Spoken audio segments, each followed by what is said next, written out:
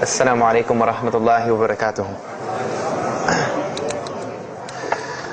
Alhamdulillah, alhamdulillah hamdan kathira. Wassalatu wassalamu ala Rasulullah wa ala alihi wa sahbihi ajma'in.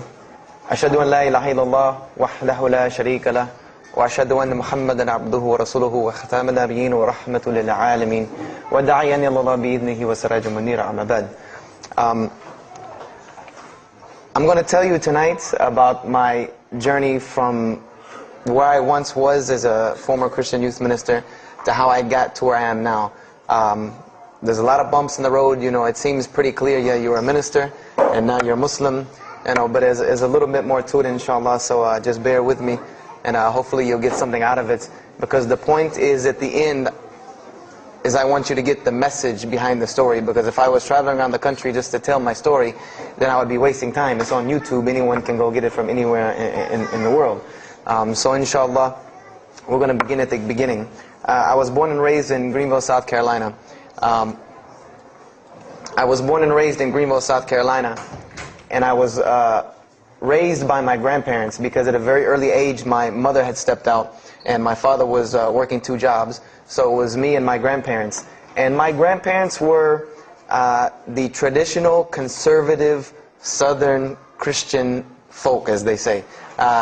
They were born in, they were very, very conservative in their ideals and their ideologies, in their ways. You know, as you hear about, people being set in their ways, that was my grandparents. Like, we did it this way, and this is the way you did it every single day, and that was it.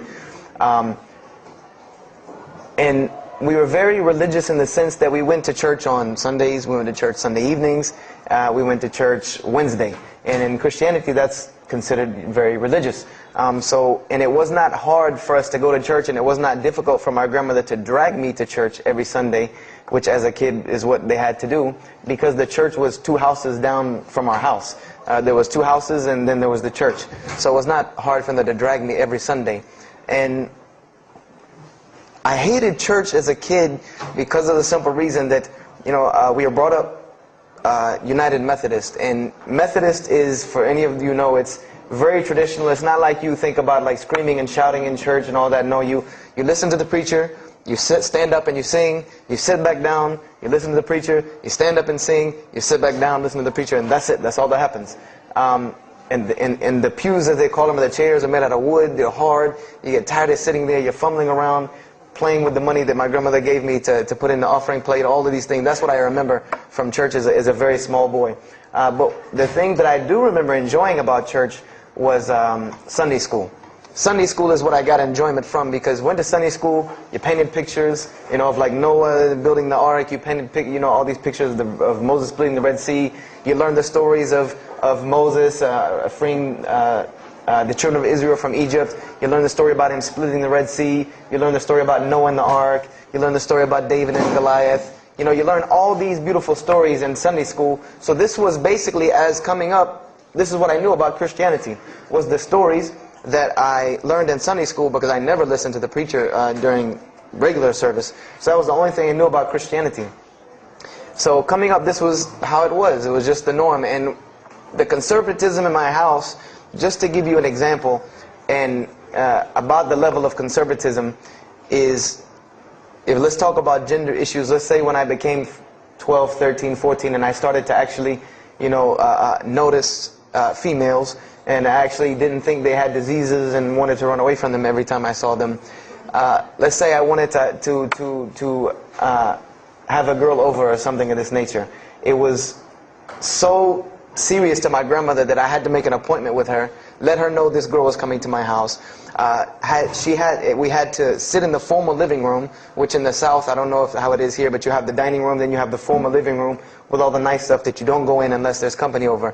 And my grandmother either had to be sitting in the same room with us or in the kitchen where she could see directly in the room. I mean, this is just how it was in my house.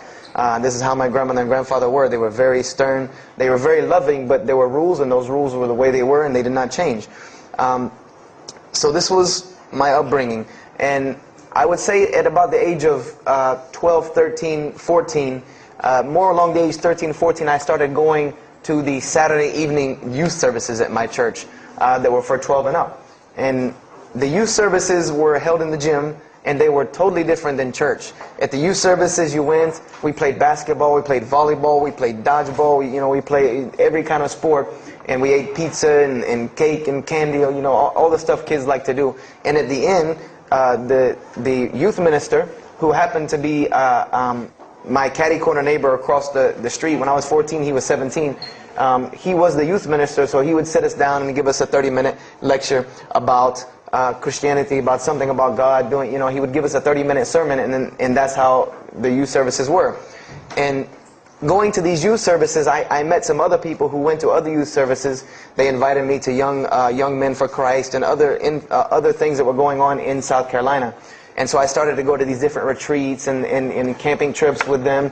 And so that is when I would say that I started to become a Christian out of will. I became a Christian because I wanted to, not because it was something I was dragged to do. I started to actually want to be Christian. This is something I wanted to do. I made my own choice and my own decision to do it. So when I turned 15, I started going to high school. And when I was a freshman in high school, my best friend, who was the youth minister, was a senior in high school. And I remember we had a very close bond because I had not had my license yet, so I used to ride with him to school every day. And it was a big deal for me to be able to ride to school with a senior, especially since he had a brand new, or it was a brand new, but he had a restored '67 Mustang, which I've always been a fan of cars when I was a kid. So we had a very close bond, and we were very good friends because both of our parents were very similar. They didn't let us do much. So we spent a lot of time with each other. And when I became a sophomore, he graduated and started to attend Bob Jones University. I don't know if that rings a bell with anyone, but Bob Jones University is a very prestigious conservative Christian college in South Carolina. It's probably the most conservative college I've ever seen. Because the Moody Institute is known as one of the most famous in this country since Chicago. But Bob Jones is conservative to the point to where when it comes to men and women, like men and women are not allowed to get caught talking to each other in a room alone if they're not married, holding hands on campus. The men had to wear button-up shirts or polo shirts tucked in with slacks or jeans. The women had to wear skirts. No jeans, skirts that came down to the ankle, and a shirt that came to the wrist. And this was part of the guidelines for Bob Jones University. You didn't party, you didn't drink, there was none of this that happened at Bob Jones University. And he started going there, and his major was textual criticism. And textual criticism probably doesn't ring a bell with anyone, and to explain it in detail would probably take another entire lecture. But just to give you a brief synopsis of what is textual criticism. A textual critic takes the ancient manuscripts of the Bible, the pieces of parchment that were found all over the world, and he has to learn Hebrew, Greek, Aramaic, Latin, these languages that these parchments have been found in. And he has to take these scriptures and try to find out where they came from, why there are variations in the many different versions of the same